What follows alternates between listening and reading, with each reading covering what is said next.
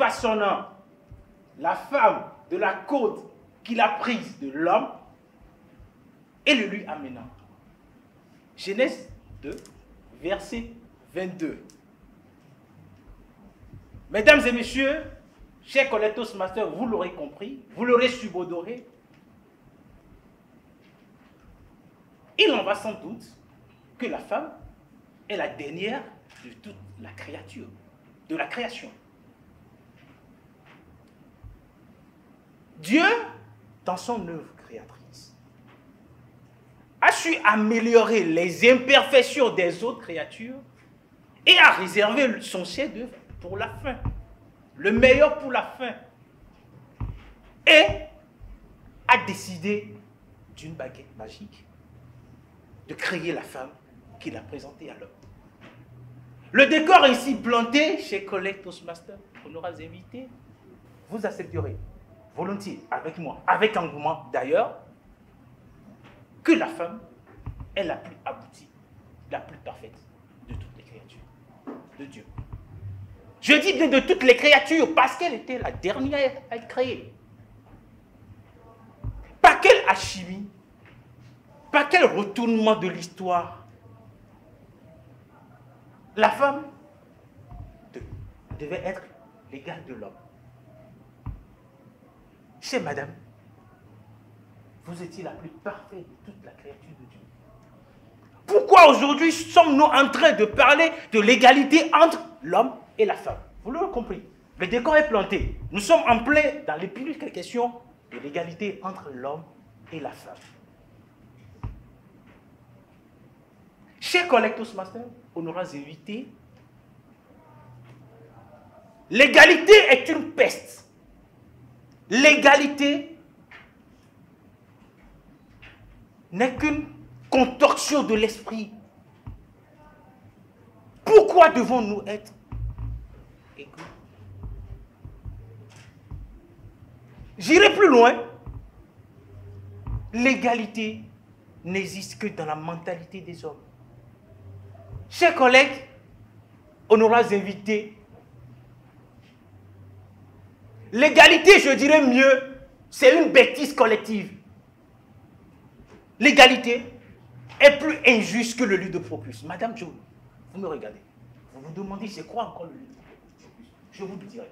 Procrus, dans la mythologie grecque, est un brigand qui dépouillait les passagers qui passaient devant sa porte de tous leurs biens matériels. C'est pas fini. Il les étalait dans un lit qu'il a conçu lui-même. Ceux qui dépassaient, il les rabotait. Et ceux qui n'atteignaient pas la longueur du lit, il les étirait. Sans doute, Procrus doit être l'ancêtre de tous ceux qui prennent l'égalité. Parce que, à la fin de son boulot, il réussit à les égaliser. Mais tous étaient morts. Ils étaient morts dans l'égalité. Chers collègues Toastmasters, honorables invités, dans notre quête d'égalité entre l'homme et la femme, irons-nous jusqu'à étaler l'homme et la femme dans le lit de Procrus? Allons-nous le faire? Au bout de cette quête, quels seront les sacrifices à consentir? Pourquoi d'ailleurs devons-nous être égalitaires? Dieu nous a créés différemment. Il sera un créateur imparfait, médiocre, paresseux, s'il nous crée égalitaire. Parce que c'est pas compliqué.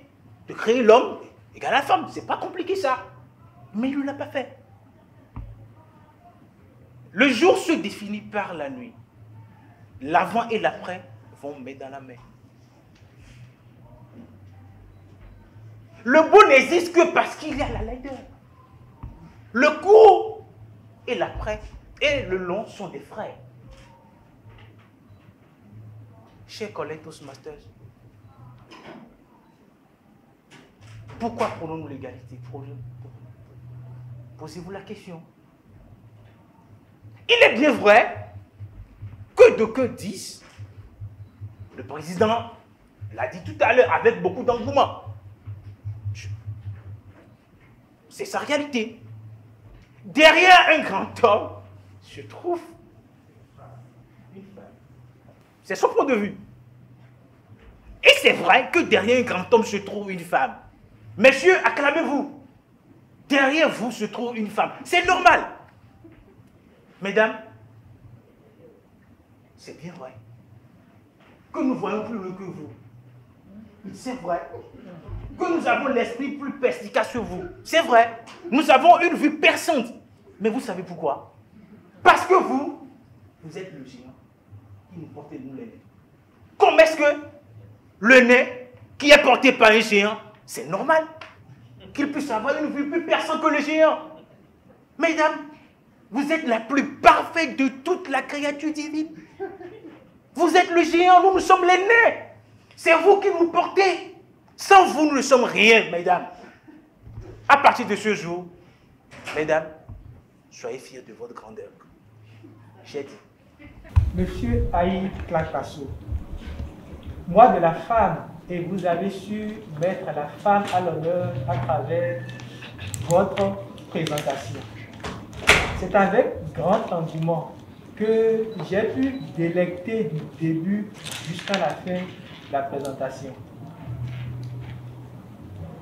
L'objectif principal ici était de capter l'attention de votre auditoire à travers la présentation. Est-ce que cet objectif a été atteint?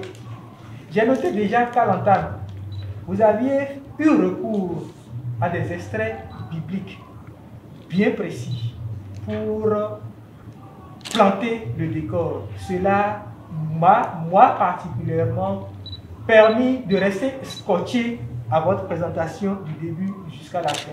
Et je pense qu'il doit en être également de même de la part de l'auditoire. Vous avez parlé, j'ai noté que vous avez parlé avec beaucoup d'engouement, avec une excellente clarté, avec une gestuelle qui était en parfaite harmonie avec la présentation. Chers collègues, qu'avez-vous fait de la variété locale? J'ai été beaucoup sublimé à ce niveau. Pour preuve, là où vous avez parlé de l'égalité entre hommes et femmes, qui est selon vous une contorsion de l'esprit, j'ai noté là une voix bien forte, bien énergique. Lorsque vous avez également eu recours à la mythologie grecque en ce qui concerne Procuste, vous avez parlé de tous étaient morts. J'ai noté là une voix quasiment inexistante. Cela communiquait réellement ce que vous étiez en train de dire. J'ai noté aussi beaucoup d'interrogations à travers votre présentation qui engageait réellement l'auditoire. J'ai apprécié que pour parler de la complémentarité entre hommes et femmes, vous ayez eu recours au jour, à la nuit, au beau et à la laideur. Chers collègues, j'avoue avoir vraiment eu du mal à trouver des points d'amélioration. Je ne peux que vous féliciter pour le travail vraiment énergique, pour la présentation vraiment forte que vous avez eu à faire et vous inviter très prochainement pour votre prochaine présentation. Monsieur l'évaluateur général, recevez vos rapports.